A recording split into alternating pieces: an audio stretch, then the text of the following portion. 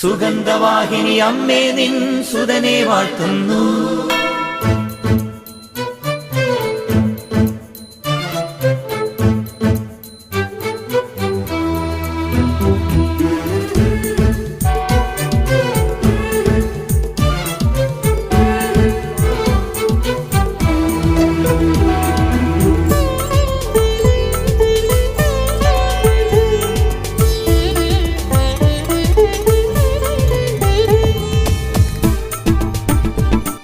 സഹോദരങ്ങളെ, പ്രഭാതവന്ദനം.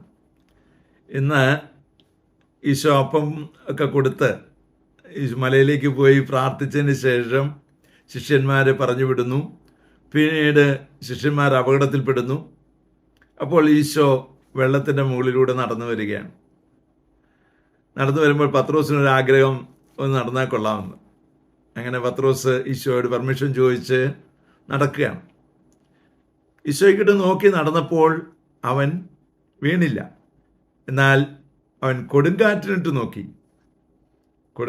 നോക്കിയപ്പോൾ അവൻ വീണു. നമുക്കൊരു വലിയ മെസ്സേജ് തരികയാണ്. എന്താണ്? വലിയ പ്രതിസന്ധിയിലൂടെയാണ് നീ നടക്കുന്നതെങ്കിൽ നീ നിന്റെ നോട്ടം ക്രിസ്തുവിലേക്കല്ല എങ്കിൽ തളർന്നു വീഴും. നീ വീണു പോകും മോനെ, വീണു പോകും മോളെ. ഏത് പ്രതിസന്ധിയിലും ഏത് കൊടുങ്കാറ്റിലും നീ നോക്കേണ്ടത് ക്രിസ്തുവിലേക്കാണ്.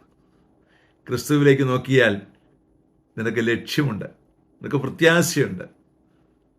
മറ്റെവിടെയും നിനക്ക് തകർച്ചയാണ് തരിക, അപകടമാണ് നിന്റെ മുന്നിൽ കാണിച്ചു തരിക. അതുകൊണ്ട് ക്രിസ്തുവിൽ പ്രത്യാശ വെച്ചുകൊണ്ട് അവനിലേക്ക് നോക്കുവാൻ നമുക്ക് ആഗ്രഹിക്കാം.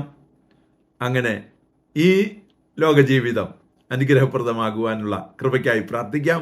പരിശുദ്ധ അമ്മേ സഹായിക്കണേ. വിശുദ്ധ ഔസേപ്പ് പിതാവേ ഞങ്ങൾക്ക് വേണ്ടി പ്രാർത്ഥിക്കണേ. പരിശുദ്ധാത്മാവേ എഴുന്നള്ളി വരണേ. പരിശുദ്ധ പരമ ദിവ്യകാരണത്തിന് എന്നേരവും ആരാധനയും സ്തുതിയും പുകഴ്ചയും ഉണ്ടായിരിക്കട്ടെ. ആമേൻ. നമ്മുടെ കർത്താവായ യേശുക്രിസ്തുവിന്റെ കൃപയും പിതാവായ ദൈവത്തിന്റെ സ്നേഹവും പരിശുദ്ധാത്മാവിന്റെ സംസർഗവും സഹവാസവും സ്നേഹവും ശക്തിയും കൃപയും എല്ലാ അനുഗ്രഹങ്ങളും സമൃദ്ധമായി നിങ്ങൾ ഏവരോടും കൂടെ ഉണ്ടായിരിക്കട്ടെ, ഇപ്പോഴും എപ്പോഴും എന്നേക്കും. ആമേൻ. സുഗന്ധവാഹിനി അമ്മേ നിൻ സുതനെ വാഴ്ത്തുന്നു.